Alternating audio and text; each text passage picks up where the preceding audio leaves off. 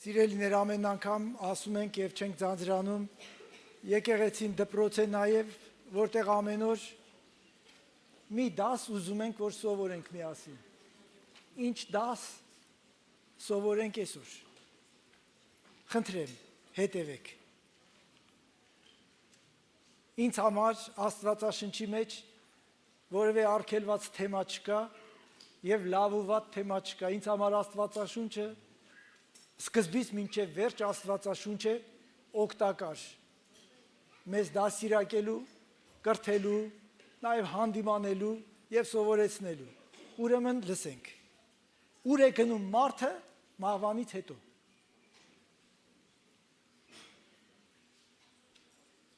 Մենք հաճախ չենք ուզում լսել այն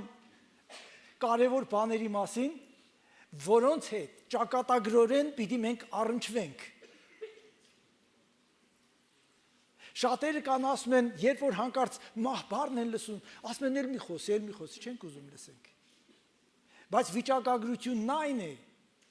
եւ դարերի փորձառությունն այն է, որ կանացից ծնվածները, հողեղենները, ունեն ծնվելու ժամանակ եւ ունեն մեռնելու ժամանակ։ Աստված ձեզ երկար կյանք տա։ Բայց եթե մարդը պատրաստ չի մեռնելու, նրա կյանքը աղավաղված է եւ նպատակավրեպ։ Դրա համար տեսնենք ինչ է ասում Աստվածաշունչը այդ մասին։ Պետք է որ այս դասը մենք սովորենք։ Այո, ինչ որ մեկը կասի, այդ մասին մտածելու ժամանակը չի ինձ համար։ Սխալվում ես, բարեկամ, բոլորիս համար։ Ռուբիկ եղբայր, քեզ համար իսկապես մտածելու ժամանակն է։ Համաձայն եմ քեզ հետ 100%-ով։ Բայց շատ մեծամիտ մի եղիր։ Բոլորս պետք է, որովհետև չգիտենք օրը։ Ասում եմ, ապրեք երկար։ Այն կյանքը, որ Աստված հատկացրել է հատկապես երիտասարդներ, ես աղոթում եմ, որ դուք լինեք նաև առողջ ու ապրեք ձեր օրերը։ Բայց պիտի իմանաս ինչպես ապրես։ Մարդիկ բոլոր դարերում մտածել են, թե ինչ է լինելու մահվանից հետո եւ ուր է գնալու մարդը, որտեղ է լինելու կամ ընդհանրապես լինելու է, թե չի լինելու, որովհետեւ կան տարբեր տեսակետներ, որ մարդը մեռավ բրծավ էլի։ Աստված այսքան կատարյալ մարդուն չէր ստեղծի, ընդամենն այս տառապալից աշխարհի համար։ Եթե շատերիդ համար այս կյանքը յուղ ու մեղր է, իմացեք, կան շատ դժբախտ մարդիկ, բան նրանց համար, կան շատ խոցելի մարդիկ, կան այնպիսի մարդիկ հազիվ իրենց գոյությունն են, ֆիզիկական գոյությունն են պահպանում, բան նրանց մասին, նրանք ինչ հույսով ապրեն։ Ուրեմն տեսնենք ինչ է ասում Աստվածաշունչը։ Իհարկե, տարբեր կրոններ իրենք հավատալիքներն ունեն, իրենց մահվանից հետո վիճակի մասին, բայց մենք այսօր պիտի խոսենք մեր քրիստոնեական հավատացյալներիս հավատքի մասին, ինչ որ սովորեցնում է մեզ Աստվածաշունչը։ Քրիստոնյա հավատացյալները ունեն անխորտակելի հույս երկնքի վրա։ Շնորհիվ Հիսուս Քրիստոսի հերոսական գործի, որ մեռավ եւ հարություն առավ։ Ալելույա։ Ամեն։ Առաջի Պետրոս առաջի գլուխ 3-4 համարները։ Օրհնյալ է Աստված եւ մեր Տեր Հիսուս Քրիստոսի Հայրը, որ ըստ իր առատ ողորմության մեզ վերստին ծնեց կենթանի հույսի համար։ Ես ընդգծում եմ, կենթանի հույսի համար։ Մեր հույսը կենթանի է։ Մեր հույսը անորոշ չի, մեր հույսը մեռած չի, որովհետև մեզ հույս տվողը կենթանի է, որովհետև մեզ հույս տվողը հույսի Աստված է, նրա անունը։ Ուրեմն նա մեզ վերստին ծնեց կենթանի հույսի համար, Հիսուս Քրիստոսի մեռելներից հարություն առնելու միջոցով, այն անկեղծ ու անարատ եւ անթառամ ժառանգության համար, որ երկնքում պահպանված է ձեզ համար։ Այստեղ կարծում եմ բառերը ձեզ պիտի որ շոյեն, անեղծ,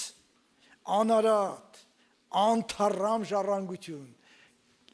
բոլոր Հիսուս Քրիստոսին հավատացողները եւ հավատքով փրկվածները, Հիսուս Քրիստոսի հարության հույսով ապրողները, նաեւ որ մենք պիտի հարություն առնենք մի օր,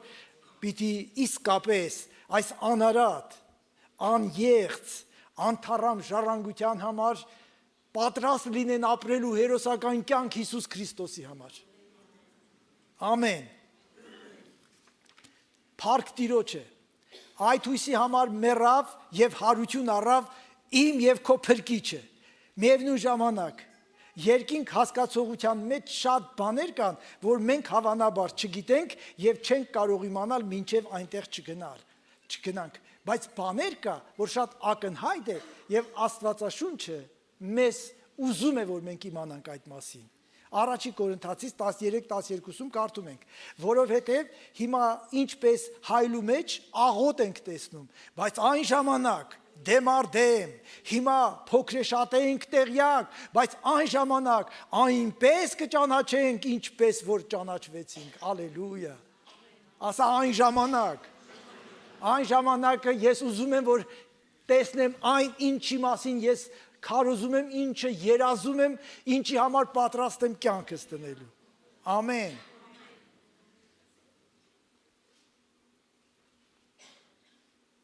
Ով է արժանի մտնել երկինք։ Ես հարցերը առաջ եմ բերում եւ փորձում եմ պատասխանել այնպես ինչպես Աստվածաշունչն է պատասխանում։ Երկինք մտնելու համար մի կարևոր փաստ կա, որ իրավունք է տալիս մարդուն երկինք մտնելու հավատքը Տեր Հիսուս Քրիստոսի նկատմամբ եւ նրան ընդունելը որպես անձնական փրկիչ։ Մի Հիսուս Քրիստոսն իմ Տերն է։ Հիսուս Քրիստոս ներել է իմ մեղքերը։ Ես հավատում եմ նրան։ Սա է իմ փաստարկը լինելու։ Իմ մեղքերը ներված են Հիսուս Քրիստոսի արյունով։ Հիսուս Քրիստոս սրբել է իմ մեղքերը, ջնջել ու ներել է։ Եվ Հիսուս Քրիստոս մեռավ եւ հարություն առավ, որ ես կարողանամ հույս ունենալ երկինք մտնելու։ Փառք Տիրոջը։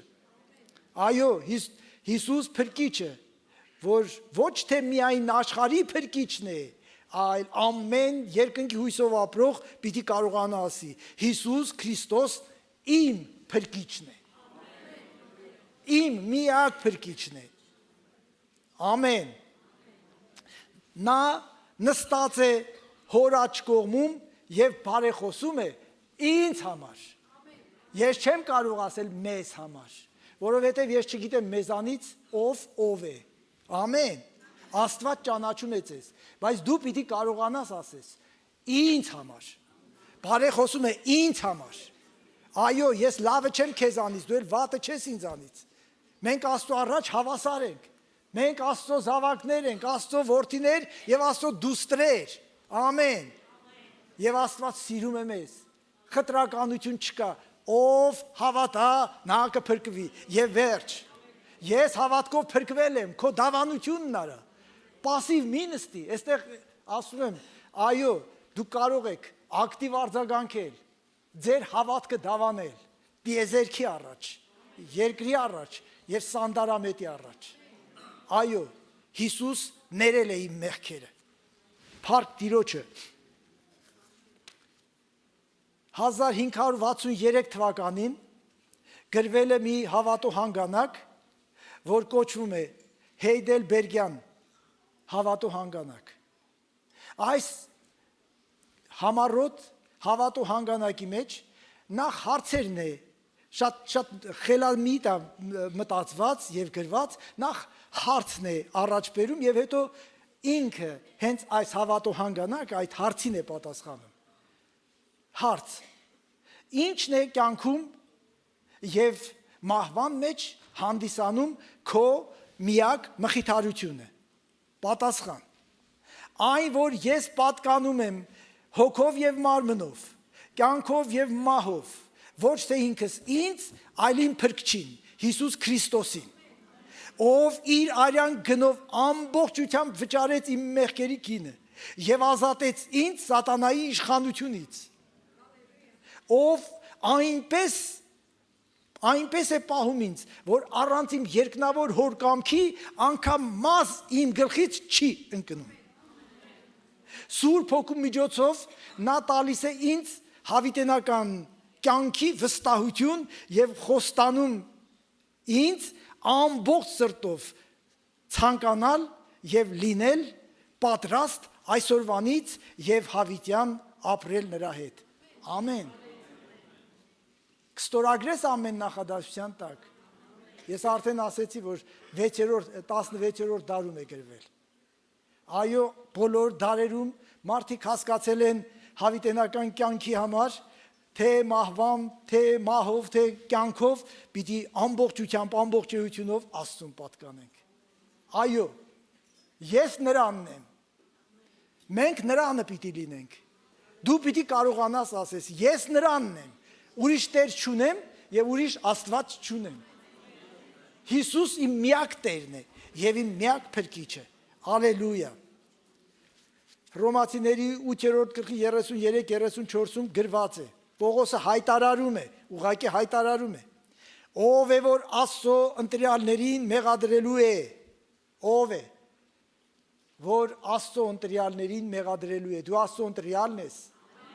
Ինչպես ես դարձել Աստծո ընտրյալը։ Հիսուս Քրիստոսի անունին հավատալով։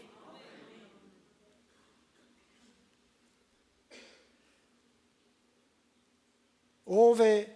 որ Աստծո ընտրյալներին մեղադրելու է։ Աստված է, որ արդարացնում է։ Ով է որ դատապարտելու է։ Քրիստոս Հիսուս, որ մեռավ, մանավանդ որ հարություն էլ առավ եւ Աստծո աջ կողմում է մեզ համար բարեխոսում։ Ալելույա։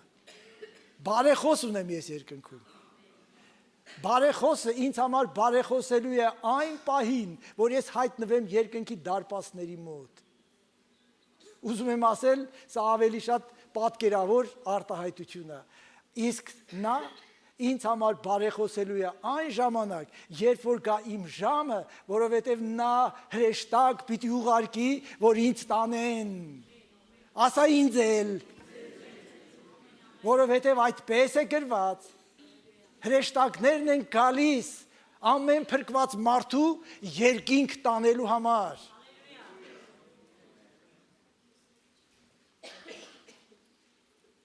Ինչպիսի միտք, որ իսկապես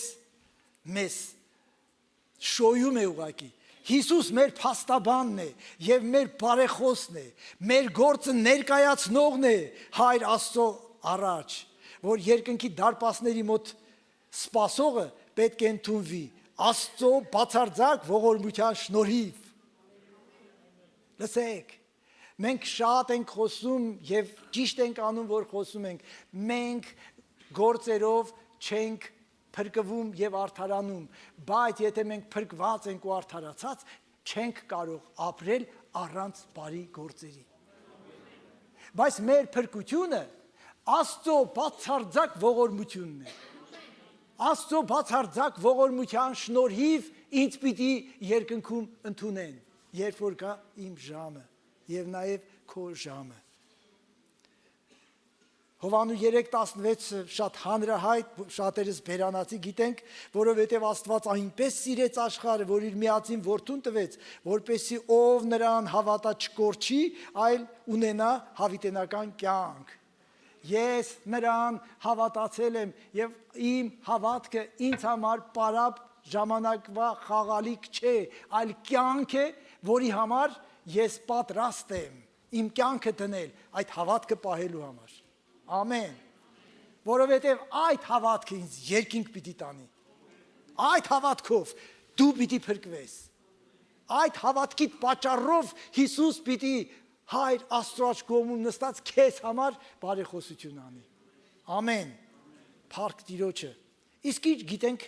մենք դժոխքի մասին, ինչ է ասում Աստվածաշունչը, չի լինի շրջանցենք, չի լինի, Հիսուս չէ շրջանցում, Հավատացնում եմ քեզ, ուսումնասիրի Աստվածաշունչը կհասկանաս, որ նոր կտակարանի մեջ ավելի շատ դժոխքի եւ մահվան մասին է գրված, քան կյանքի մասին։ Որպեսզի մենք սթափվենք, որպեսզի մենք լրջանանք։ Դժոխքի մասին այնքան հեքիաթներ պատմվել են ավանդաբար, փոխանցվել, որ շատերն անգամ չեն հավատում դժոխքի գոյությանը, բայց դժոխքն իրական է։ Դժոխքն իրական է։ Այստեղ էլ շատ կրոններ իրենց հավատալիքներն ունեն, բայց մենք Հիսուս Քրիստոսի անունին հավատացողներս պիտի դիմենք մեր գրքին, Աստվածաշնչին, որը Աստծո բացարձակ ճշմարիտ խոսքն է, թե ինչ է ասում Աստվածաշունչը դժոխքի մասին։ Հիսուս հստակ շեշտում էր. անհավատները չեն կարող խուսափել այդ վայրից, դժոխքից եւ դատաստանից։ Հիսուս իրեն չհավատացող եւ ժամանակի կրոնական վերնախավի ներկայացուցիչներին ասում էր, Մատթեոս 23:33, օձեր, իժերի զավակներ, դուք ինչպես եք փախչելու գեհենի դատաստանից։ Դատաստան կա չհավատացողների, կեղծավորների, երկերեսանիների, Աստծո թշնամիների համար դատաստան կա։ Ես այդ դատաստանից ազատվել եմ, որովհետև հավատում եմ Տեր Հիսուս Քրիստոսի անունին։ Ինչու դու չես ուրախանում։ Ես ազատվել եմ այս դատաստանից։ Ես արդեն ազատվել եմ, որովհետև գրված է. նրա անունին հավատացողները դատաստանի տակ չեն գնա, իսկ նրան չհնազանդվողներն արդեն իսկ դատապարտված են։ Հիսուս Քրիստոսին չհնազանդվողների ճակատին գրված է, դատապարտված է, կորուստի եւ մահվան։ Հիսուս Քրիստոսի անունով փրկվածների ճակատներին գրված է, ուր հələ տեսնեմ։ Դե սիրտս եթե կարողանամ բացել ցույց կտամ։ Բայց գիտեմ, փրկված է, փրկված է, փրկված է, փրկված է։ Ես փրկված եմ։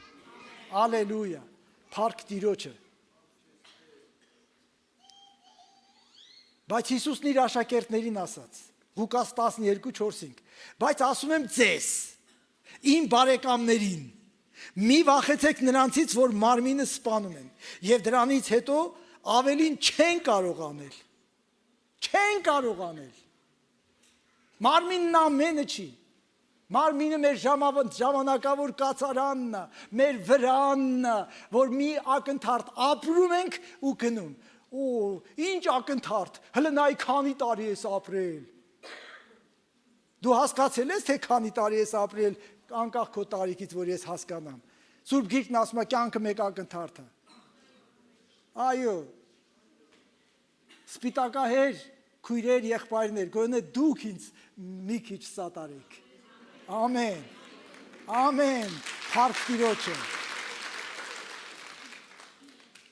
Այլ ցույց տամ ձեզ, թե ումից պետք է վախենալ։ Վախեցեք նրանից, որ սպանելուց հետո իշխանություն ունի գեհենը գցելու։ Հիսուսն էր ասում։ Քո սիրելի Հիսուսը, քեզ սիրող Հիսուսը, բարի Հիսուսը։ Այո, ասում եմ ձեզ, նրանից վախեցեք։ Աստծո վախը դարձել է ամոթալի մի բան։ Ժողովուրդ, ես ասեմ ձեզ, նրանք ովքեր Աստծուց չեն վախենում, ամեն ինչից կվախենան, սև կատվից էլ կվախենան, չգիտեմ, այնքան անհետետ բաներից կվախենան, որ կասես չես ամաչում, հələ բոյիտ նայի, հələ խոսալուտ նայի։ Իսկ նրանք ովքեր Աստծուց վախենում են, ոչ մի մարդուց անգամ չեն վախենա եւ ոչինչից չեն կարող վախենալ։ Ամեն։ Այո, Աստված իմ երկյուղն է։ Ես երկյուղում եմ Աստծուց։ Այդ երկյուղն են չի, որ ես նստած սպասում եմ, թե հիմա ինչ հարված է գալու։ Այդ երկյուղն այն է, որ նա ինձ համար ամենն է, ամեն բանի մեջ։ Եվ իր առաջավու ապրում եմ ուղղությամբ եւ ձգտում եմ արդարությամբ ապրել, որպեսզի իմ եւ իր հարաբերությունները հանկարծ իմ պատճառով չփչանա, որովհետեւ նա հավատարիմ Աստված է։ Նա հավատարիմ է իր ուխտին, իր խոսքերին, ամեն ինչի։ Ալելույա։ Փառք Տիրոջը։ Ավետարանի մեջ առավել հստակ նկարագրված է դժոխքը Հիսուսի կողմից։ Հայտնի առակի մեջ, մեծահարուստի եւ Ղազարոսի պատմության մեջ։ Հարուստն ապրում էր ճոխության մեջ, ուտում էր ամենաանտիր կերակուրները, հագնում էր ամենաճոխ եւ ամենատարբեր հագուստները։ Նա արհամարական էր վերաբերվում իր սեղանի փշրանքները շների հետ ուտող եւ շատ հիվանդ ու խոցերով լցված Ղազարոս անունով աղքատի հետ։ Շներն ավելի հոգատար ու գթասիրտ էին Ղազարոսի նկատմամբ, քան այս անգութ հարուստը։ Երբ աղքատը մեռավ, հրեշտակները նրան տարան Աբրահամի մոտ, այսինքն երկինք, հարուստներ մեռավ, նրան հրեշտակները տարան։ Հիսուսն էր ասում, հրեշտակը պիտի կարևոր տաներ, հրեշտակը սպասարկող հոգի է և նրան ուղարկող պետք է լիներ, իսկ նրան Աստծուց բացի ոչ ոք չէր կարող ուղարկել։ Ձեր հրեշտակին ձեր մոտ պիտի ուղարկի ձեր փրկիչը Հիսուսը, որին հավատում եք։ Այո, խեղճ ու կրակ մարդիկ չեք դուք, Աստված հետաքրքրված է ձեզանից։ Այնպես չի, որ հենց գալիս է մեր մեռնելու ժամանակ, նոր Աստված ասում է, հա, մեռնում է։ Եթե Աստված մեր գլխի մազերը թույլ չի տալիս, որ առանց իր կամքի ընկնի, ուրեմն ինքը տեղյակ է, սա նորից եմ ասում, պատկերավոր խոսք է։ Հիմա քանի մաս կունենաս, դու շատ մի հպարտացի, այդ հարցը իմ նկատմամբ, ինչևէ, ավելի շատ միտքը հետևյալն է, որ նա հետաքրքրված է մեր կյանքի ամեն պահով և ամեն մանրունքով։ Դու մոռացված ու անտեսված չես, դու թագավորի ուշադրության կենտրոնում ես։ Ամեն։ Փառք Տիրոջը սրա համար։ Երբ աղքատը մեռավ, հրեշտակները նրան տարան Աբրահամի մոտ, այսինքն երկինք։ Հարուստն էլ մեռավ և գցվեց դժոխք։ Խնդրում եմ սխալ չհասկանաք, բոլոր աղքատները չէ, որ աղքատության պատճառով երկինք պիտի մտնեն։ Աղքատ մեղավորները դժոխք են գնալու։ Եվ բոլոր հարուստները չեն, որ հարստության պատճառով դժոխք պիտի գնան։ Բարեպաշտ հարուստները, Աստվածապաշտ հարուստները երկինք պիտի գնան։ Հիսուս Քրիստոսի անունով փրկվածները երկինք պիտի գնան։ Ամեն։ Ուղղակի քո ունեցածի հետ լավ վարվի։ Իմացի ինչ ես անում։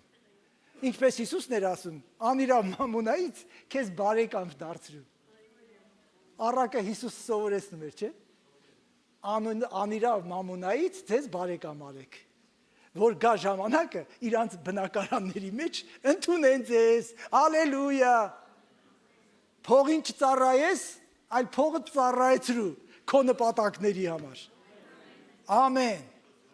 փառք Տիրոջը, հարուստ աչքերը բարձրացրեց դժոխքից, դժոխքը ներքևում է, աչքերը բարձրացրեց, և տեսավ վերևում, այսինքն երկնքում, աղքատին, են էլ Աբրահամի գիրկը նստած, և Աբրահամին խնդրեց, հասկանում եք, արտոնյալ դասից էր, ինքը ամենքին էլ կարող էր խնդրել, հլը լավա չասավ, Աբրահամ, ինձ տեղը չես բերում, ոչինչը, ոչ մի դիրք, ոչ մի պաշտոն, ոչ մի հարստություն և ոչինչը, ոչ մի թագավորություն երկնքում հաշվի չի առնվում, որովհետև երկնքում հաշվի առնում այն արդարությունը, որ Հիսուս տվել է մեզ։ Ամեն։ Հիսուսի տված արդարությունը վեր է ամեն ինչից, որովհետև որևէ մեկը ամենամեծ հարուստը անգամ իր գումարներով չի կարող փրկություն գնել։ Ավելին, բոլոր աշխարհի հարուստները իրենց միլիարդներով և տրիլիոններով, եթե իրենց գումարները դնեն իրար հետ, միևնույն է, մեկ հոգու չեն կարող փրկել։ Որովհետև Հիսուսի արյունն է սրբում ամեն մեղքից։ Միայն մարդու որդին է իշխանություն տրված մեղքեր ներելու։ Ալելույա։ Եվ տեսավ վերևում աղքատին Աբրահամի մոտ և խնդրեց, որ Աբրահամն ուղղակի Ղազարոսին, որ գոնե մի կաթիլ ջրով իրեն հովացնի, որովհետև նա տանջվում է դժոխքի կրակների մեջ։ Աբրահամը նրան պատասխանեց, որ դա հնարավոր չէ, որովհետև այս երկու վայրերի միջև անդունդ կա։ Սովորեք Աստվածաշունչը, Այս մարդը Աստվածաշնչից տեղյակ չէր, չգիտեր, որ այնտեղից այնտեղ չեն կարող գնալ։ Բայց դու իմացի։ Սուրբ Գիրքն ասում է, ծառը որտեղ ընկավ, այնտեղ էլ մնում է։ Ամեն։ Մարդը ընկավ դժոխքում էլ ամնում, ընկավ երկինք, ուրեմն երկնքում է։ Բախտ բերել, այնտեղ փոփոխել, չգիտեմ, քավարան, չգիտեմ, հաշտարան, չգիտեմ էլ ինչ, չկա։ Չկա։ Այսօր ընտրի քո կարգավիճակը։ Աստծո առաջ խոստում տուր նրան։ Եթե անգամ դու գիտես, որ քո կյանքը հեռու է դրանից, ասա Տեր, այսօր ես որոշում եմ։ Հնարավոր չի, անդունդ կա։ Ուրեմն երկինքն էլ դժոխքն էլ նույն վայրում չեն։ Երկինքը վերևում է, դժոխքը ներքևում։ Եվ վերջ։ Որոշ քրիստոնյաներ մտածում են, որ Աստված բարի է եւ երկրորդ շանս կտա։ Եվ քավարանի մասին միֆ են հորինել։ Բայց Աստված այնքան բարի է, որ ոչ թե երկրորդ շանս է տալիս, այլ ամեն օր է շանս տալիս։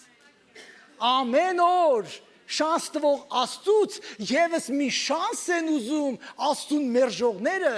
որ այստեղ ամեն չարություն անելուց հետո այդ շանսը այնտեղ օգտագործեն։ Ամեն մարդ, ամենամեծ չարագործը, ամենամեծ սերիական մարդասպանը, եթե այստեղ ապաշխարի, Տերը նրան փրկություն կտա։ Եթե այստեղ Հիսուս Քրիստոսին հավատա, Աստծո շնորհքը մեծ է, ամեն մեղք ու անցանք ներելու համար։ Բայց երբ որ այլևս վերջի շունչը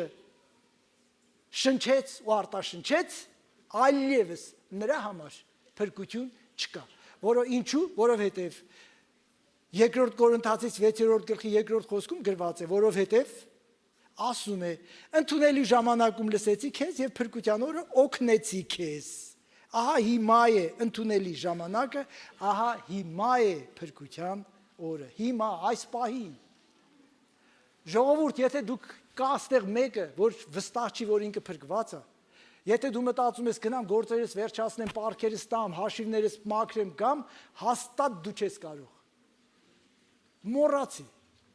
Չես հասցնի, որովհետև Սուրբ Գիրքն ասում է հիմա է փրկությունը, հենց հիմա, այս պահին։ Այսօր եւ հիմա է փրկության օրը եւ վերջ։ Աստվածաշունչը սովորեցնում է, որ բոլոր մարդիկ, որոնք գիտակցաբար եւ իրենց կամքով մերժում են Հիսուս Քրիստոսին որպես Տեր եւ Փրկիչ, նրանց համար գրված է Մատթեոս 13, 14, 41, 42։ Մարդու որդին կուղարկի իր հրեշտակներին եւ նրա թագավորությունից կհավաքեն բոլոր գայթակղություններին եւ անօրնություն գործողներին եւ կգցեն նրանց կրակի հնոցը։ Այնտեղ կլինի լաց եւ ատամների կրճտոց։ Այնտեղ կլինի լաց եւ ատամների կրճտոց։ Հայտնության 20-րդ գլխի 14-15-րդ խոսքում գրված է. Եվ մահն ու դժոխքը գցվեցին կրակի լճի մեջ։ Սա երկրորդ մահն է եւ կրակի լիճը։ Եվ եթե մեկը կյանքի գրքի մեջ չգրվեց, գրված չգտնվեց, կրակի լիճը գցվեց։ Հալելույա։ Իմ անունը գրված է։ Շատ ինքնավստահ ես։ Իմ ինքնավստահությունը իմ Տեր Աստծո ողորմության վրա է։ Շնորհքի վրա է։ Նրա սիրո վրա է։ Եվ ամեն գնով նրան հավատարիմ լինելու իմ վճռական որոշման հիման վրա է։ Այո։ Ինչու վստահ չլինեմ։ Որ նա իմ Տեր Աստվածն է։ Ես հավատում եմ նրա խոսքին։ Ես հավատում եմ նրա սիրուն։ Ես հավատում եմ, որ նա այնքան սիրեց ինձ, որ ինձ համար մեռավ։ Եվ ինձ հավիտենական կյանք տալու համար հարություն առավ մեռելներից, որ ինձ արդարացնի։ Այդ պատճառով ես շատ վստահ եմ։ Շատ վստահ եմ։ Այդքան վստահ մի եղեք։ Ես ձեզ խորհուրդ եմ տալիս, որ այդքան եւ ավելի վստահ լինեք։ Գիշեր թե ցերեկ, երբ որ քեզ արթնացնեն են խորը երազի միջից, ասեն դու փրկված ես, ասա այո, ու էլ չի միել մտածի թե ով է հարթում շուրարի ու քնի։ Ամեն։ Ամեն։ Այդպիսի մի պատմություն կա, ասում են Լեսթեր Սամբրալի մասին են ասում, կարծես թե ինքը շատ է սիրել այդ սատանայի բունը բզբզել, ինչ որ մի բանի ժամանակ, արտագնաց ծառայության ժամանակ, հոգնած գալիս է ծառայությունից ու քնում է երկրորդ հարկում, լսում է, որ առաջի հարկում կարծես թե երկրաշարժ է, մահճակալներն են շարժվում, դե ժամանակ էլ երևի են երկաթի մահճակալներն են շխշխկացել, ճրճրացել, ինքը անհոգ քնած է եղել, հետո ներքևի այդ աղմուկ բարձրացնող, որ տեսել է վերևը չի անհանգստանում, բարձրացել է վերև, երբ որ սկսել այդ նույն բանը վերևում անի, Լեսթեր Սամբրալի կառավատն էլ է շարժվել, աչքերը բացել է, նայել է, ասել է, «Էդ դու ես սատանա, ու շուռա եկել քնել է»։ Ես չգիտեմ դա պատմություն է, թե ինչ է։ Ես էլ գիտեմ թե ով է, էլի։ Հասկանում եք։ Իհարկե, ես չափազանցության կողմնակից չեմ, ես վստահության կողմնակից եմ։ Այո, սա իմ վստահությունն է։ Աստված, անփոփոխ Աստված, Աստված իր խոսքը չի փոխում, չի դրժում։ Աստված որևէ մեկին դեռ այս ամբողջ պատմության ընթացքում Աստված ոչ մեկին չի խաբել, ուխտը չի դրժել, որովհետև նա հավատարիմ Աստված է։ Ալելույա։ Ոմանք չեն հավատում դժոխքին ասելով, թե համեմատություն է Երուսաղեմի մոտ աղբանոց գեհենի հետ եւ այլն։ Բայց շատ կոնկրետ ասում, վայրը որտեղ մարդիկ տանջվում են։ Հիմա թող դրա անունը գեհեն չլինի, թող լինի դժոխք, դժոխք չլինի, լինի կրակի լիճ։ Արդյոք իմաստը փոխվում է։ Դա վայր է, որտեղ մարդիկ, մեղավոր մարդիկ, Աստծուն մերժած մարդիկ տանջվում են, եւ ես այդ վայրից, անկախ նրանից, ուզում եմ լինի անունը դրախտ, ես այդ վայրից հեռու եմ լինելու, շատ հեռու, ամեն, որովհետև տանջանքի վայր ես չեմ ուզում գնալ, ես ուզում եմ գնալ փառքի վայր, ես ուզում եմ գնալ երանության վայր, ուրախության, երջանկության վայր, ես ուզում եմ գնալ արդարների մոտ եւ ոչ թե աստվածուրացների վայր, ամեն, անունն էլ բոլորովին էական չի։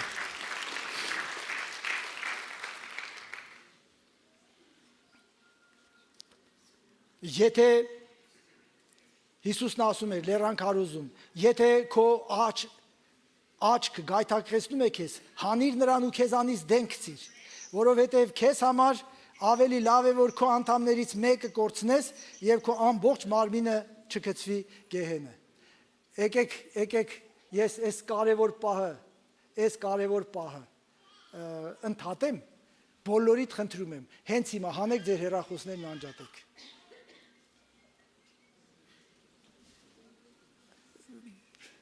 Ես հավատում եմ, միայն երկրի նախագաները, են էլ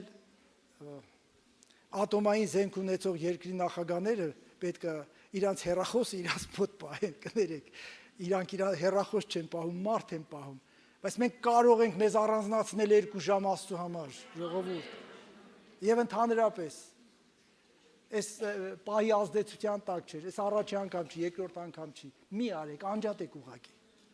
կամ գոնեն, փոխեք ռեժիմը, ավիոռեժիմ եւ չգիտեմ, այնտեղ վիբրացիա եւ այլ, մենակ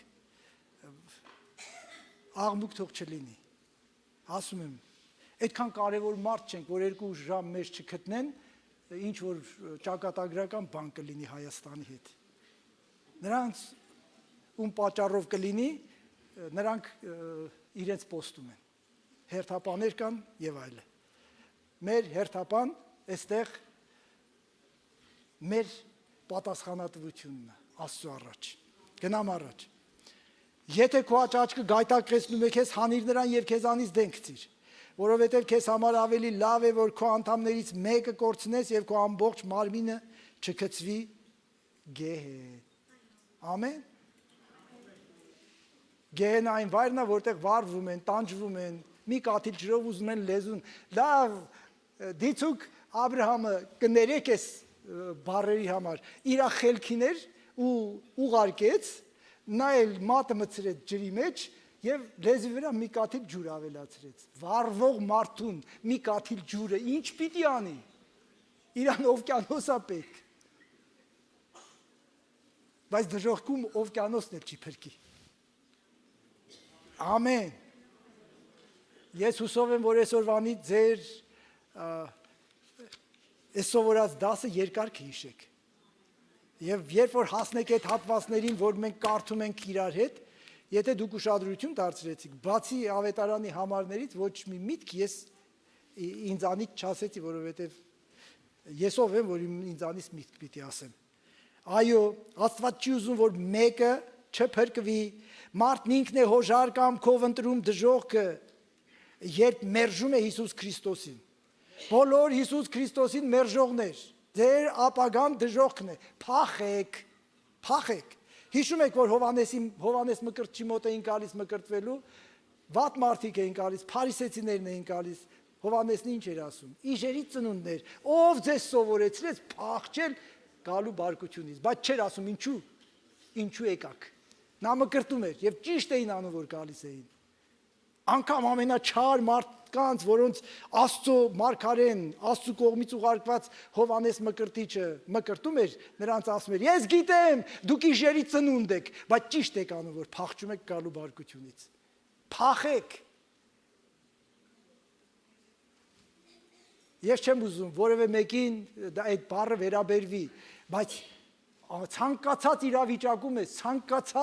ցանկացած ծանրություն կա քո խղճի վրա, արի Հիսուսին եւ նրան հայտնի։ Եվ նա կների քեզ, եւ դու կփրկվես դժոխքի կրակներից։ Այսօրվա մարդկանց ամենահաճախ արտահայտած բառերն են. զբաղված եմ, ժամանակ չունեմ։ Ուզում եմ իմանաս, որ մահը արձակուրդ չունի, հանգստյան օր էլ չունի, գիշերու ցերեկ էլ չունի։ Մտածի այս մասին։ Շատ իզուր ես ասում, որ ժամանակ չունեմ եկեղեցի գալու։ Շատ իզուր ես ասում, ժամանակ չունեմ աղոթք անելու։ Շատ իզուր ես ասում, ժամանակ չունեմ գիրք կարդալու։ Մահը միշտ իր ժամանակին հայտնվում է։ Ամեն։ Կամ Տիրոջ հրեշտակն է գալիս, կամ էլ, չգիտեմ,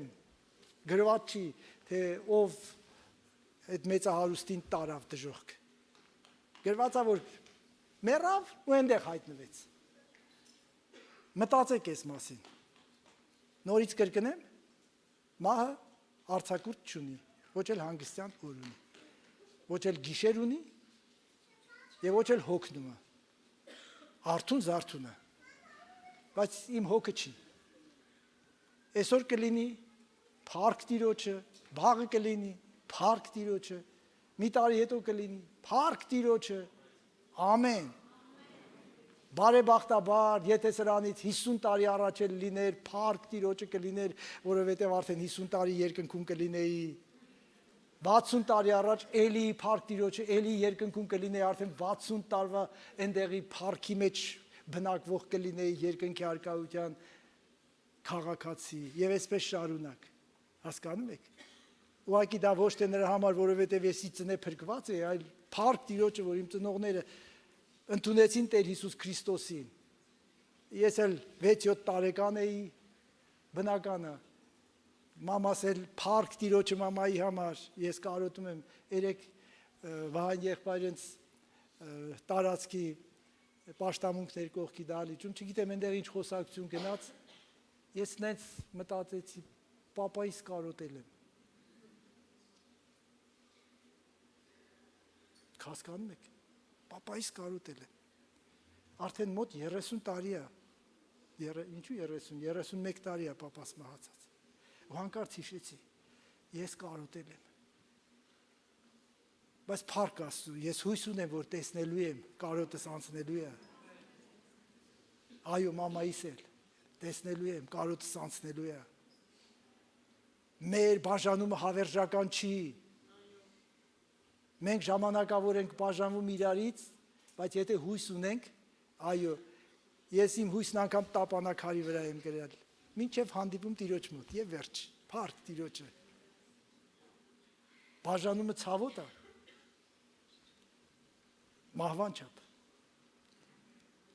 Բայց հույսը զորավոր է մահվանից։ Ամեն։ Եթե փառք տվեք Աստծուն, ողջունում։ Փառք տվեք Աստծուն։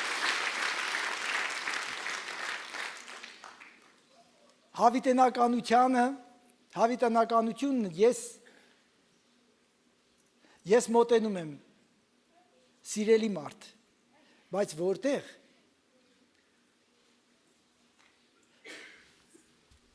երկնքում թե դժոխքում։ Այս հարցի պատասխանը դու ստեղ պիտի ունենաս։ Չգիտես հավիտենությունը երբ է վրա հասնելու, ես ասեցի, կարող է այսօր հասնի իմ համար։ Դու ապրի քո կյանքը լիարժեք։ Ես համարում եմ, որ 70-ի շեմն անցել եմ, արդեն թույլատրելի սահմանը։ Եթե մինչև 70 Աստծո շնորհքով ենք ապրում ամեն օր, 70-ից հետո կրկնակի, եռակի, քառակի շնորհքը, որ մենք ապրում ենք։ Ամեն։ Այսինքն փառք Տիրոջը բոլոր պարագաներում։ Բայց գիտեմ, որ մենք այսօր պետք է իմանանք որտեղ ենք, բայց ո՞նց իմանանք։ Շատ պարզ։ Նայ քո կյանքին։ Ես քեզ քոպես չեմ ճանաչում, ինչպես դու ինքդ ես քեզ ճանաչում։ Այն որ կգաս իմ մոտ ինչ-որ բան խոսես, խոստովանես կամ ինչ-որ խորհուրդ կհարցնես, ես քեզ ընդունելու եմ որպես սուրբ։ Բայց Աստված ճանաչում է քեզ։ Դու ինձ կարող ես խաբել։ Ես չեմ ընդունում, որևէ մեկը կարող է ինձ խաբել։ Ես ընդունում եմ որպես 100% ճշմարտություն եմ լսում։ Բայց կարող է, չէ՞ ուրիշ բաներ լինի, բայց դա իմ խնդիրը չի, դա Աստծո խնդիրն է, դու քեզ լավ ես ճանաչում, ես ինձ լավ եմ ճանաչում, մենք մեզ լավ ենք ճանաչում, իսկ Աստված ամեն բան գիտի, այո, եթե մեր մազերի հաշիվը, ուրեմն ամեն բան, ամեն մանրունք, այո, մտածեք երկնքի մասին, այն վայրի մասին, որ Պողոսն անգամ տեսնելուց հետո չհամարձակվեց նկարագրել, թեկուզ որ նա մարդկանցից միակն էր, որ մարմնով էր, թե առանց մարմնի, մինչև դրախտ էր հափշտակվել, մինչև երրորդ երկինք։ Ես չգիտեմ, ինքն էլ չգիտի, ասում է, չգիտեմ մարմնով էի, թե առանց մարմին, հափշտակվեցի մինչև երրորդ երկինք, մինչև դրախտ, և այնտեղ բաներ տեսա, որ մարդուն վայել չի այդ մասին խոսալ։ Դուք հասկանում եք ինչ կա այնտեղ։ Մեկ մարդ գիտեմ Քրիստոսում, որ 14 տարի առաջ մարմնով էր թե առանց մարմնի չգիտեմ, Աստված գիտի, հափշտակվեց մինչև երրորդ երկինք, եւ գիտեմ այդպիսի մարդու մարմնով թե առանց մարմնի չգիտեմ, Աստված գիտի, նա հափշտակվեց մինչև դրախտ եւ լսեց անպատմելի խոսքեր, որոնք անհնար է որ մարդ արտաբերի։ Հալելույա։ Առաջի Կորինթացիս 2:9, բայց ինչպես գրված է, ինչ որ աչք չտեսավ, ականջ չլսեց, մարդու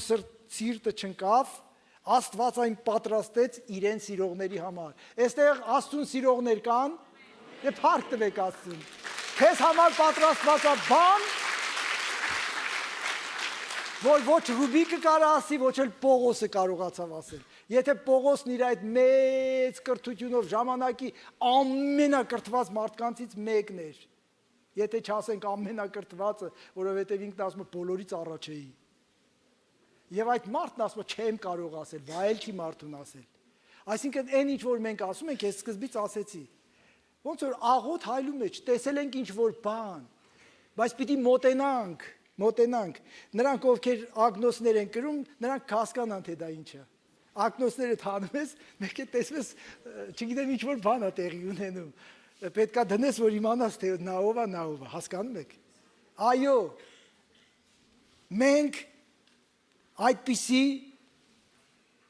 հույսով ենք ապրում։ Երկնքում մենք կհասկանանք այն ճշմարտությունը, որ մարդու գլխավոր նպատակը փառավորելն է Աստծուն եւ նրանում ուրախանալը հավիտյան։ Ինչու չսկսենք հիմա այստեղից։ Ուրախանանք Աստծով։ Դավիթը երբ որ մահացու իրավիճակում հայտնվեց, գրված է, որ ինքը իր Տեր Աստծով զորացավ։ Եվ շատ սաղմոսներում ասում է, ես իմ Տեր Աստծով պիտի ուրախանամ, թշնամիները շրջապատել են ինձ, այսօրվա օրերը չէին և դեմոկրատիա չէր, ով կարողանում էր սպանում էր և Դավիթը շատ թշնամիներ ուներ, շրջապատել էին և ինքը նստած գրում էր,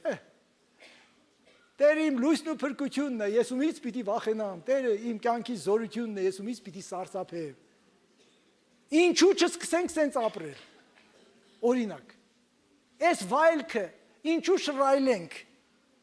Ռուբիկ եղբայր նենց ես ասում, ոնց որ, այո, գիտեմ, դժվար է, մարտահրավերներ ունենք, հիմա տուն կգնաս ու հանկարծ ուրիշ իրավիճակի կհանդիպես, մենք բոլորս այդ մարտահրավերներն ունենք, բայց հանուն այն հույսի, հանուն այն ապագայի, հանուն այն վայրի, որ անգամ որևէ մարդ չի տեսել, բացի Պողոսից, Պողոսն էլ չասեց, որ իմանանք ինչ է տեսել։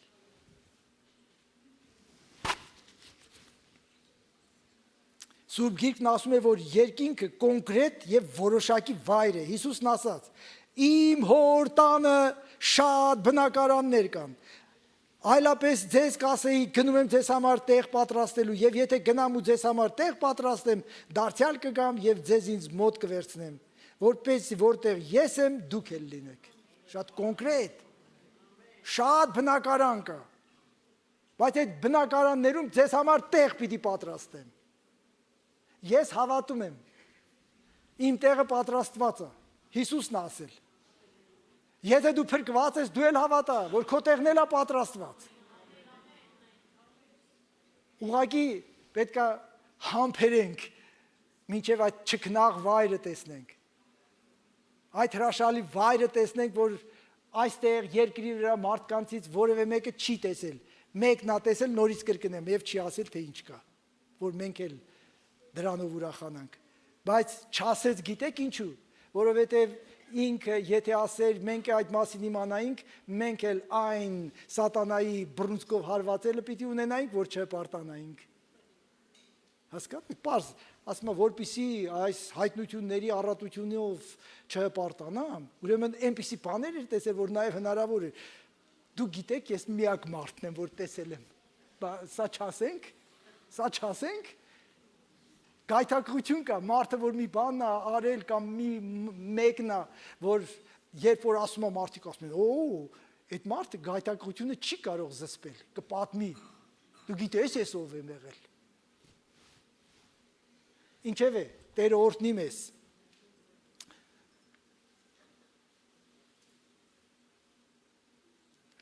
Այնուհետև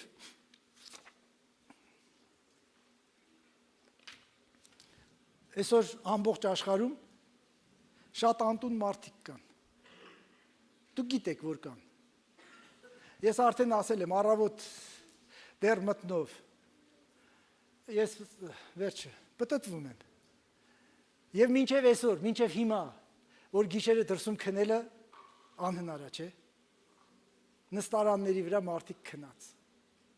ինչ-որ մի բարակ վերմակով կամ բարակ ինչ-որ մի բանով ծածկված, Հիմա, այսօր, ես երեկ եմ վերջինը տեսել, որ դեռ վերջ, ուզում եմ ասեմ, որ անտուն մարդիկ կան, բայց քո հոգը չի դա, դու քո հոր տանը շատ բնակարաններ կա,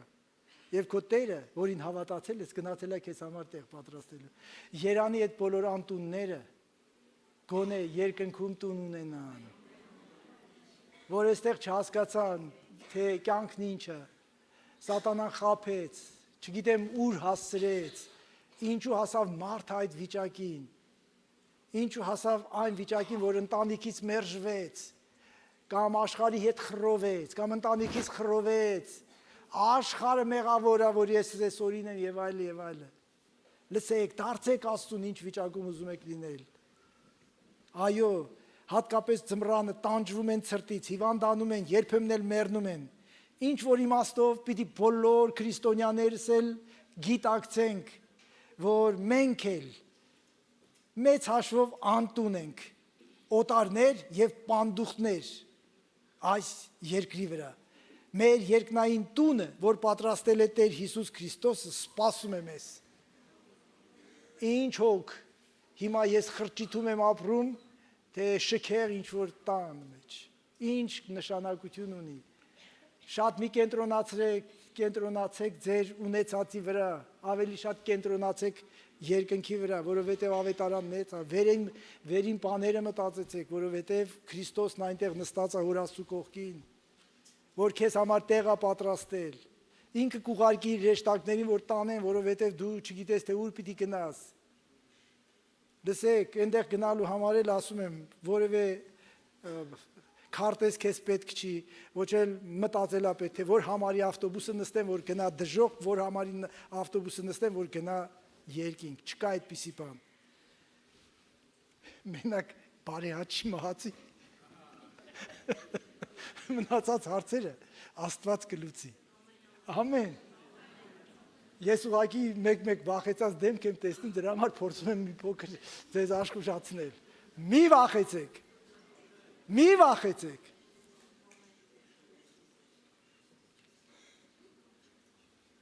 Երկրորդ Կորինթացիս 5:1-2, որովհետև գիտենք, որ եթե մեր երկրային տունը, այս մարմինը քանդվի, Աստծուց մի շինված կունենք անձեռագործ հավիտյան տուն երկնքում։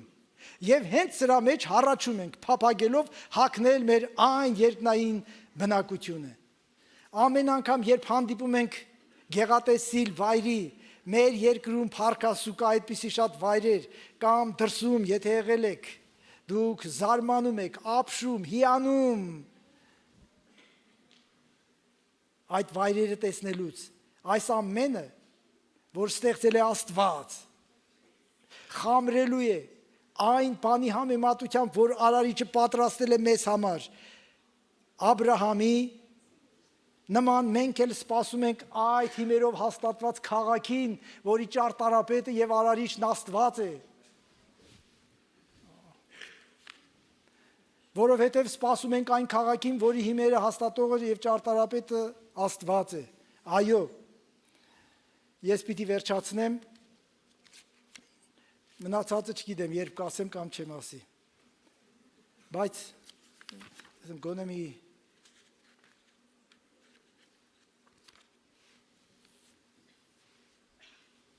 որովհետև սպասում ենք մենք բոլորս, մեր փրկիչը իր առջև եղող ուրախության համար մահը արհամարեց եւ խաչը հանձն առավ։ Սա մեզ օրինակ է, որ մենք էլ մեր առաջ եղող ուրախության համար, ուրախություն կա իմ առաջ, շքեղ տուն կա,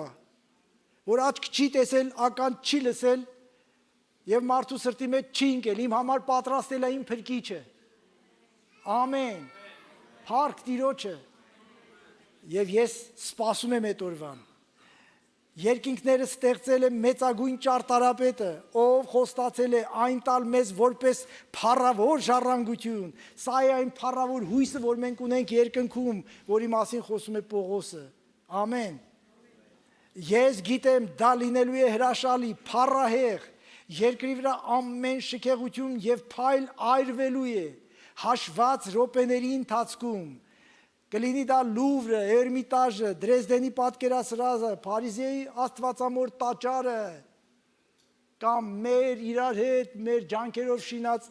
այս շենքը մի օր այրվելու է։ Այն ժամանակ, երբ որ մենք մեջը չենք լինելու։ Ամեն։ Որովհետև այդ պահին մենք երկնքում ենք լինելու, սուրբեր, ուրախացեք ու փառք տվեք Աստծուն։ Այո, և այդ ժառանգությունը Պետրոսը կոչում է անկեղծ, անեղծ, անարատ և անթառամ ժառանգություն, որ պահված է մեզ համար երկնքում։